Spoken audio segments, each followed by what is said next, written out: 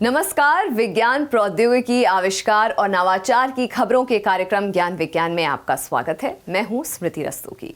आज के इस अंक में हम बात करेंगे साल 2022 के लिए घोषित किए गए पद्म पुरस्कारों की। बताएंगे कैसे CSIR का अरोमा मिशन जम्मू में तैयार कर रहा है युवा स्टार्टअप्स। खबरें और भी होंगी, लेकिन शुरुआत करते हैं इस अंक की सुर्खियों से। साल 2022 के लिए पद्म पुरस्कारों की घोषणा। कुल 128 पुरस्कारों में विज्ञान व इंजीनियरिंग और चिकित्सा के क्षेत्र में विशिष्ट सेवा देने वाले वैज्ञानिकों और चिकित्सकों के भी नाम शामिल। CSIR की प्रभावी UVC कीटाणु शोधन तकनीक। CSIO द्वारा विकसित तकनीक में सफल परीक्षणों के बाद CSIR ने सार्वजनिक इस्तेमाल के लिए जारी की प्रौद्योगिकी। अरोमा मिशन के तहत पनप रहे हैं युवा स्टार्टअप। जम्मू संभाग में पर्पल क्रांति के बाद CSIR IIIN के सहयोग से स्थापित हो रहा है सुगंध उद्योग। और स्मारकीय राष्ट्रीय ध्वज के लिए उन्नत फैब्रिक विकसित। IIT दिल्ली की स्टार्टअप ने तिरंगे के लिए तैयार की हैं हर मौसम के अनुकूल हल्की, मजबूत और टिकाऊ कपड़ा संरचनाएं। और अब खबरें विस्तार से। हर साल की तरह इस बार भी गणतंत्र दिवस की पूर्व संध्या पर पद्म पुरस्कार विजेताओं के नामों की घोषणा की गई। 3 श्रेणियों पद्म विभूषण, पद्म भूषण और पद्मश्री के रूप में देश के ये प्रतिष्ठित नागरिक पुरस्कार विभिन्न क्षेत्रों में असाधारण योगदान के लिए दिए जाते हैं। आइए देखते हैं इस बार घोषित किए गए कुल 128 पुरस्कारों में विज्ञान एवं इंजीनियरिंग और चिकित्सा के क्षेत्र में किन किन लोगों को शामिल किया गया है। हर साल की तरह इस बार भी 2022 के पद्म पुरस्कारों की घोषणा कर दी गई है, जिनमें 4 पद्म विभूषण, 17 पद्म भूषण और 107 पद्मश्री सहित कुल 128 नामों के लिए घोषणा की गई है। आइए देखते हैं इस बार विज्ञान और इंजीनियरिंग और चिकित्सा के क्षेत्र में किन किन लोगों को इस सम्मान के लिए चुना गया है। इस बार भारतीय मूल के मैक्सिकन खाद्य वैज्ञानिक डॉक्टर संजय राजाराम को मरणोपरांत विज्ञान और इंजीनियरिंग के क्षेत्र में पद्म भूषण से सम्मानित किया गया है। 2014 में वर्ल्ड फूड प्राइज जीत चुके स्वर्गीय डॉक्टर संजय द्वारा विकसित गेहूं की 480 से ज्यादा किस्में लगभग 51 देशों में उगाई जा रही हैं। गेहूं का उत्पादन बढ़ाने में इन किस्मों ने बड़ा योगदान दिया है। देश का मान बढ़ाने वाले डॉक्टर राजाराम को साल 2001 में पद्मश्री से भी सम्मानित किया गया था। विज्ञान एवं इंजीनियरिंग के क्षेत्र में साल 2022 के पद्मश्री पुरस्कारों की बात करें तो कर्नाटक के फसल और पर्यावरण वैज्ञानिक डॉक्टर सुब्बाना अय्यप्पन को उनके क्षेत्र में विशिष्ट सेवा के लिए पद्मश्री सम्मान के लिए चुना गया है।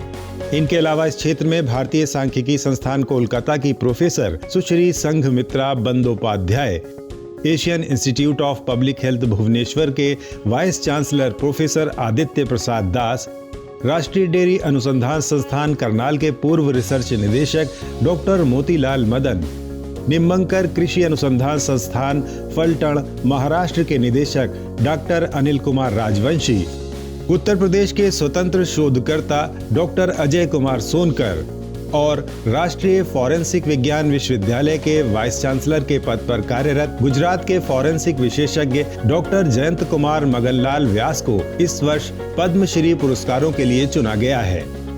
वहीं औषधि या चिकित्सा के क्षेत्र में इस बार 10 लोगों को सर्वोच्च नागरिक सम्मान दिया जा रहा है। इनमें महाराष्ट्र के चिकित्सक डॉक्टर हिम्मत राव बावस्कर, भारतीय मूल के यूनाइटेड किंगडम के चिकित्सा विज्ञानी प्रोफेसर प्रोकर दास गुप्ता, भरूच गुजरात की वरिष्ठ चिकित्सक डॉक्टर लता देसाई, महाराष्ट्र के चिकित्सक डॉक्टर विजय कुमार विनायक डोंगरे, भोपाल गैस पीड़ितों और मौजूदा कोविड-19 के लिए उपचार प्रोटोकॉल विकसित करने वाले मध्य प्रदेश के चिकित्सक स्वर्गीय नरेंद्र प्रसाद मिश्रा, विशाखापट्टनम के वरिष्ठ ऑर्थोपेडिक सर्जन डॉक्टर सुनकारा वेंकट आदि नारायण राव, तमिलनाडु के मधुमेह रोग विशेषज्ञ डॉक्टर वीरस्वामी शेषिया, मुंबई के डॉक्टर भीमसेन सिंघल, महाराष्ट्र के मशहूर आयुर्वेदिक चिकित्सक डॉक्टर बालाजी तांबे को मरणोपरांत और वाराणसी उत्तर प्रदेश के मशहूर नेफ्रोलॉजिस्ट डॉक्टर कमलाकर त्रिपाठी के नाम शामिल हैं।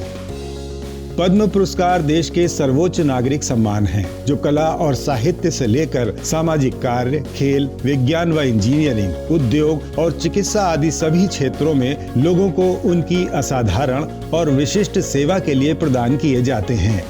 गणतंत्र दिवस पर नामों की घोषणा के बाद सभी श्रेणियों में आमतौर पर आगामी मार्च या अप्रैल माह में भारत के राष्ट्रपति द्वारा राष्ट्रपति भवन में विजेताओं को ये सम्मान प्रदान किए जाते हैं। कोरोना महामारी के खिलाफ लड़ाई में भारत सरकार के वैज्ञानिक तथा औद्योगिक अनुसंधान परिषद ने अग्रणीय भूमिका निभाई है। इस दौरान CSIR की प्रयोगशालाओं ने हर तरह के समाधान विकसित करने में मदद की। इसी कड़ी में अब CSIR के केंद्रीय वैज्ञानिक उपकरण संगठन द्वारा विकसित नवीन कीटाणु शोधन तकनीक का इस्तेमाल रेलवे कोच, AC बसों और बंद जगहों को वायरस मुक्त करने के लिए किया जाएगा। पेश है ज्ञान विज्ञान की एक खास रिपोर्ट। हाल ही में हाइब्रिड माध्यम से वैज्ञानिक तथा औद्योगिक अनुसंधान परिषद द्वारा आयोजित किए गए एक कार्यक्रम में केंद्रीय विज्ञान एवं प्रौद्योगिकी और पृथ्वी विज्ञान मंत्री डॉक्टर जितेंद्र सिंह ने SARS-CoV-2 के प्रसार को कम करने के लिए कीटाणु शोधन प्रौद्योगिकियों पर CSIR के दिशा निर्देश जारी किए और CSIR CSIO द्वारा विकसित नवीन कीटाणु शोधन प्रौद्योगिकी के सार्वजनिक इस्तेमाल को हरी झंडी दिखाई। अल्ट्रावायलेट C आधारित ये तकनीक अब रेल के डिब्बों, AC बसों और घरों या कार्यालयों की बंद जगहों पर स्थापित की जाएगी। महामारी के दौरान CSIR की अन्य प्रयोगशालाओं की तरह चंडीगढ़ स्थित केंद्रीय वैज्ञानिक उपकरण संगठन CSIO ने भी कई तरह के इलेक्ट्रोस्टैटिक और UVC तकनीक आधारित डिसइंफेक्शन उपकरण विकसित किए थे। इनमें UVC तकनीक आवश्यक वायु संचार के उपायों, जरूरी सुरक्षा और परखे गए जैव सुरक्षा मानकों के साथ एरोसोल में मौजूद SARS-CoV-2 वायरस को निष्क्रिय करने के लिए विकसित की गई है। UVC 254 nm UV प्रकाश वायरस, बैक्टीरिया, फंगस आदि को निष्क्रिय कर देता है। इस तकनीक को पिछले साल जुलाई में लोकसभा के सेंट्रल हॉल, लोकसभा कक्ष और कमेटी रूम 62 और 63 में स्थापित किया गया था। साथ ही अन्य परीक्षणों की सफलता के आधार पर अब इसे सार्वजनिक इस्तेमाल के लिए जारी किया गया है। भारत सरकार के विज्ञान एवं प्रौद्योगिकी मंत्रालय के अधीन CSIR की प्रयोगशालाओं ने अग्रणी स्तर पर कोविड महामारी के खिलाफ काम किया है। CSIR प्रयोगशालाओं ने फेस मास्क और PPE किट से लेकर वैक्सीन कैंडिडेट, परीक्षण किट, ऑक्सीजन उपकरण, सैनिटाइजेशन उपकरण विकसित किए, जो अब आम जनजीवन को सुरक्षित और देश को महामारी के खिलाफ लड़ने में सक्षम बना रहे हैं। भारत की अर्थव्यवस्था को और मजबूत करने की दिशा में स्टार्टअप्स की अहम भूमिका है। हाल ही में प्रधानमंत्री नरेंद्र मोदी ने युवाओं को नवाचार की दिशा में प्रोत्साहित करने के उद्देश्य से 16 जनवरी को राष्ट्रीय स्टार्टअप दिवस के रूप में मनाए जाने का भी आह्वान किया। भारत सरकार के इस मिशन में CSIR का अरोमा मिशन भी योगदान कर रहा है। जम्मू के डोडा जिले में पर्पल क्रांति ने जहां किसानों की आय बढ़ाने का काम किया है, वहीं सुगंध उद्योग के क्षेत्र में कई युवा स्टार्टअप्स भी तैयार हो रहे हैं। पेश है ज्ञान विज्ञान की एक खास रिपोर्ट। विज्ञान और प्रौद्योगिकी मंत्रालय के तहत जम्मू स्थित CSIR के भारतीय संवेद औषध संस्थान द्वारा जम्मू कश्मीर में चलाए जा रहे अरोमा मिशन ने दुर्गम क्षेत्रों के जनजीवन पर सकारात्मक असर डाला है। खासकर जम्मू संभाग के दूरदराज जिलों में शुरू की गई लेवेंडर की खेती ने यहां पर्पल क्रांति ला दी।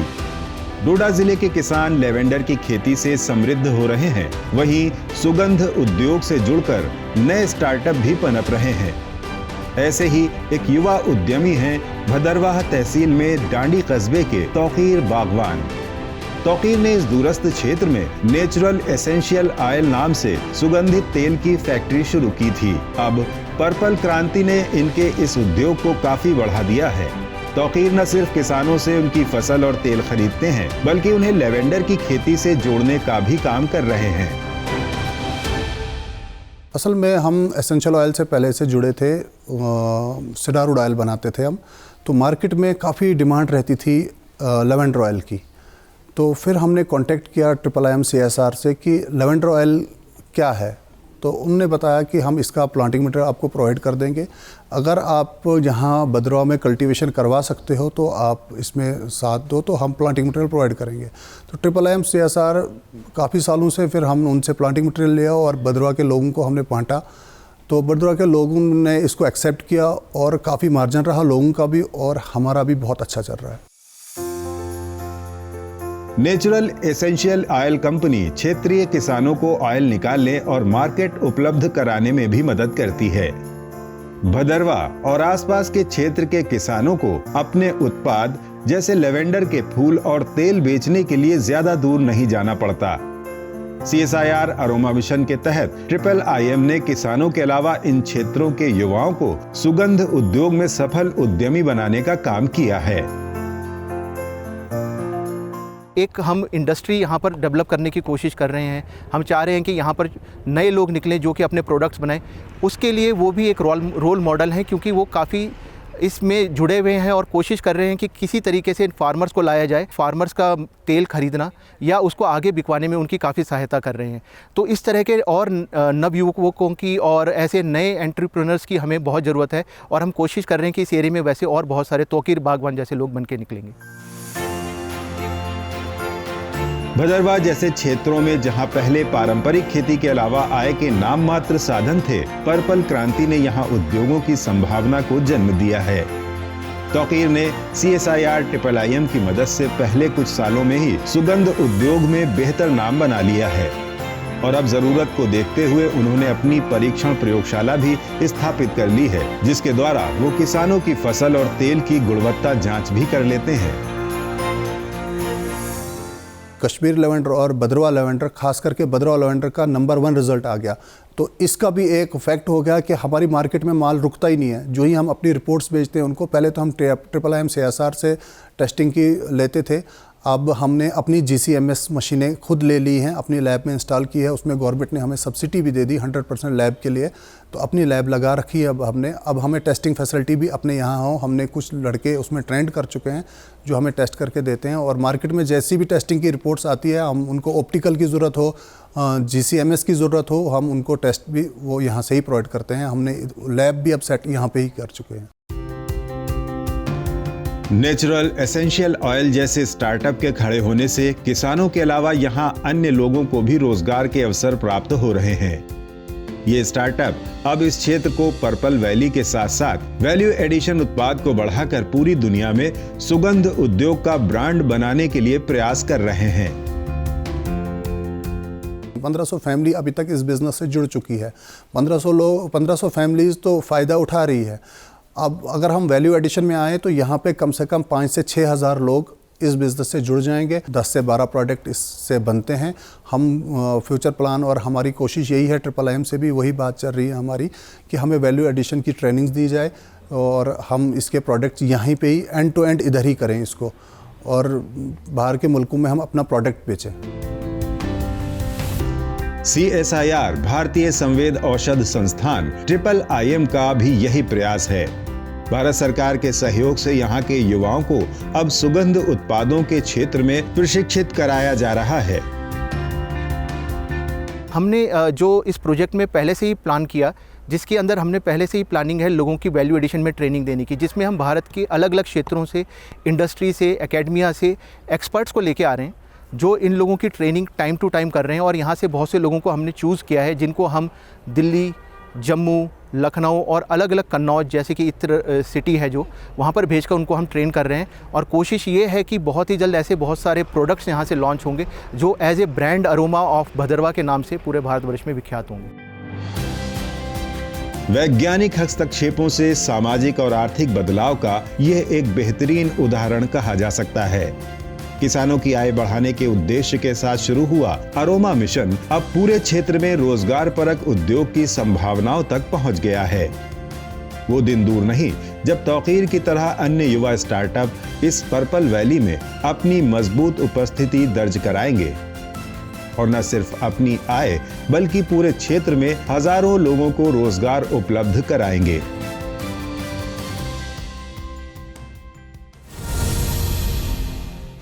अपने तिरंगे तिरंगे को देख हर देशवासी के मन में एक सम्मान और गर्व की भावना पैदा होती है। राष्ट्रीय पर्वों और राष्ट्रीय स्मारकों के अलावा अब जगह जगह स्मारकीय ध्वज भी फहराए जाने लगे हैं। भारतीय प्रौद्योगिकी संस्थान दिल्ली की एक स्टार्टअप स्वात्रिक ने इन्हीं स्मारकीय तिरंगों के लिए ऐसे उन्नत कपड़े तैयार किए हैं जो लंबे समय तक बिना खराब हुए चल सकते हैं। परीक्षण के तौर पर पूरे देश में कई जगहों पर ऐसे प्रोटोटाइप ध्वज लगाने की योजना है। ज्ञान विज्ञान की एक रिपोर्ट।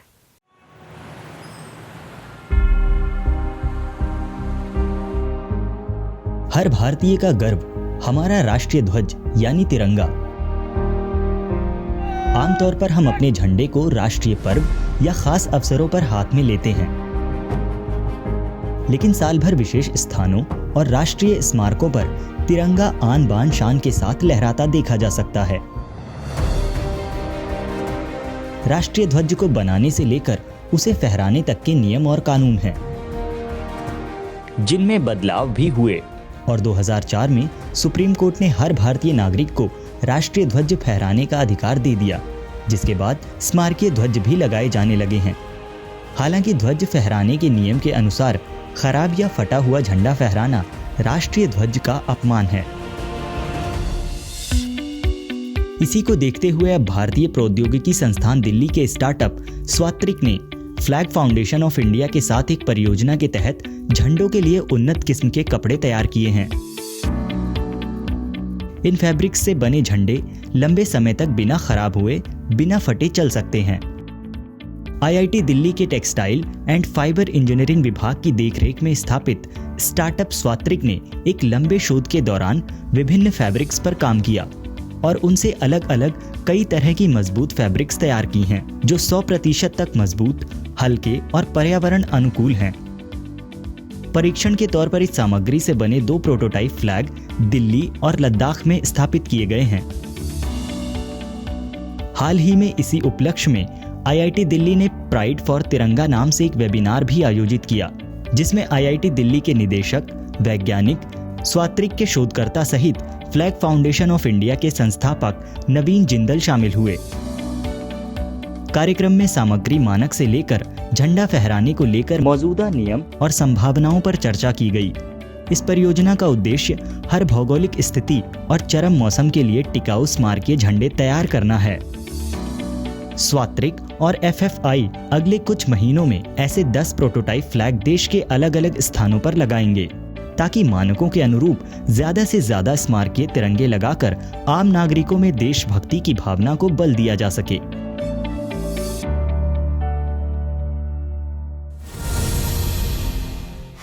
और अब नजर डालते हैं विज्ञान और प्रौद्योगिकी से जुड़ी देश और दुनिया की कुछ और ताजा गतिविधियों पर हमारे खास सेगमेंट साइंस एक्सप्रेस में।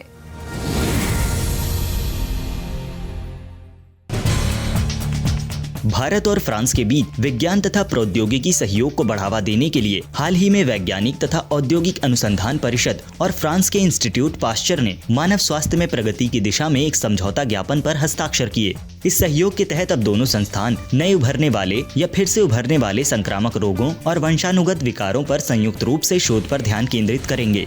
CSIR के महानिदेशक डॉक्टर शेखर सी मांडे और प्रेसिडेंट इंस्टीट्यूट पास्चर के प्रोफेसर स्टीवर्ट कोल ने अपने अपने संगठनों की ओर से इस समझौता ज्ञापन पर हस्ताक्षर किए। ये समझौता ज्ञापन CSIR और इंस्टीट्यूट पास्चर तथा इसके अंतर्राष्ट्रीय नेटवर्क के वैज्ञानिकों, संस्थानों और प्रयोगशालाओं के बीच संभावित वैज्ञानिक और तकनीकी सहयोग तथा नेटवर्किंग विकसित करने का प्रावधान करेगा। इस बैठक में भारत सरकार के विज्ञान एवं प्रौद्योगिकी विभाग और CSIR के 14 सदस्यों और इंस्टीट्यूट पास्चर की ओर से 15 सदस्यीय प्रतिनिधिमंडल ने हिस्सा लिया। लखनऊ स्थित CSIR के केंद्रीय औषधि अनुसंधान संस्थान के वैज्ञानिकों ने अपने औद्योगिक भागीदार biotech desk private limited Hyderabad के सहयोग से ओमिक्रॉन वेरिएंट की पहचान के लिए एक स्वदेशी RT-PCR किट विकसित की है। इंडिकोव ओम नाम से तैयार की गई यह परीक्षण किट अभी तक इस तरह की जांच के लिए उपलब्ध कुछ किट्स में से एक है। ओमिक्रॉन मध्यम लक्षण वाला कोरोना वेरिएंट है, लेकिन इसका संक्रमण बहुत तेजी से फैल रहा है। फिलहाल इस वेरिएंट की जांच एस जीन ड्रॉप आउट या फिर संपूर्ण वायरल जीनोम के नेक्स्ट जेन सीक्वेंसिंग जैसे परीक्षणों पर निर्भर करती है। इनमें एस जीन ड्रॉप आउट विधि सटीक पहचान करने में सक्षम नहीं है, वहीं NGS खर्चीली, ज्यादा समय लेने वाली पद्धति है। CSIR द्वारा विकसित नवीन किट त्वरित और लागत प्रभावी तरीके से ओमिक्रॉन की पहचान कर सकती है। इस किट का king George medical college Lucknow में सफल परीक्षण किया जा चुका है। इसे भविष्य में कोविड संक्रमण और अन्य श्वास संबंधी संक्रमण के उभरते रूपों का पता लगाने के लिए भी अनुकूलित किया जा सकता है। भारतीय प्रौद्योगिकी संस्थान इंदौर के शोधकर्ताओं ने अब गैस्ट्रिक रोगियों में इम्यूनिटी को कमजोर करने वाले संभावित कारण का पता लगाया है। शोधकर्ताओं ने प्रतिरक्षा कोशिका की कार्यप्रणाली के परिवर्तन में हेलिकोबैक्टर पाइलोरी बैक्टीरिया की बाहरी झिल्ली के प्रोटीन HOMA और HOMB की भूमिका को स्पष्ट किया है। हेलिकोबैक्टर पाइलोरी बैक्टीरिया का संबंध पेट में दीर्घकालीन सूजन से जुड़ा है। इसकी भूमिका अल्सर, म्यूकोसा से जुड़े लिम्फोइड टिश्यू लिम्फोमा MALT में होती है, जो गैस्ट्रिक विकृतियों के रूप में उभर सकता है। इस नए अध्ययन से पता चला है कि कैसे हेलिकोबैक्टर पाइलोरी संक्रमित गैस्ट्रिक रोगियों को कमजोर प्रतिरक्षा का सामना करना पड़ता है। यह निष्कर्ष 2 अलग अलग अध्ययनों पर आधारित है, जो शोध पत्रिकाओं नेचर साइंटिफिक रिपोर्ट्स और मॉलिक्यूलर इम्यूनोलॉजी में प्रकाशित किए गए हैं। ICMR और DST के विज्ञान और इंजीनियरिंग अनुसंधान बोर्ड द्वारा अनुदान प्राप्त यह अध्ययन हेलिकोबैक्टर पाइलोरी रोग जनन की बेहतर समझ और उपचार के लिए नई संभावनाओं की पहचान करने में भी मददगार होगा।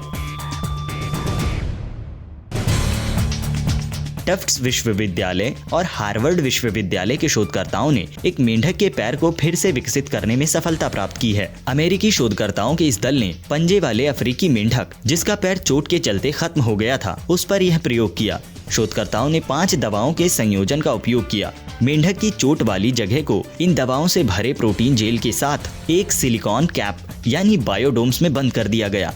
इस कॉकटेल की हर दवा की सूजन कम करने से लेकर तंत्रिका तंतुओं, रक्त वाहिकाओं और मांसपेशियों के विकास में मदद करना जैसे अलग अलग उद्देश्य थे। बायोडोम्स को 24 घंटे के लिए सील किया गया, जिसने पुनर्जनन की प्रक्रिया को गति प्रदान की। इसके बाद 18 महीने में मेंढक के कार्यात्मक अंग लगभग पूरी तरह बहाल हो गए। यह सफलता चिकित्सा क्षेत्र को मनुष्यों में अंग निर्माण के लक्ष्य के करीब लाती है। आज के हमारे संग में इतना ही। ये कार्यक्रम आपको कैसा लगा? अपने फीडबैक और सुझाव देने के लिए आप हमें ईमेल कर सकते हैं। हमारा ईमेल है indiascience@vigyanprasar.gov.in। आप अपनी राय हमें डाक के द्वारा भी भेज सकते हैं। हमारा पता है विज्ञान प्रसार A50 सेक्टर 62 नोएडा 201309 उत्तर प्रदेश। विज्ञान, प्रौद्योगिकी, आविष्कार और नवाचार से जुड़ी ताज़ा जानकारियों के साथ अगले हफ्ते इसी वक्त इसी चैनल पर फिर होंगे हाजिर। तो बने रहिए हमारे साथ वैज्ञानिक सोच के साथ। नमस्कार।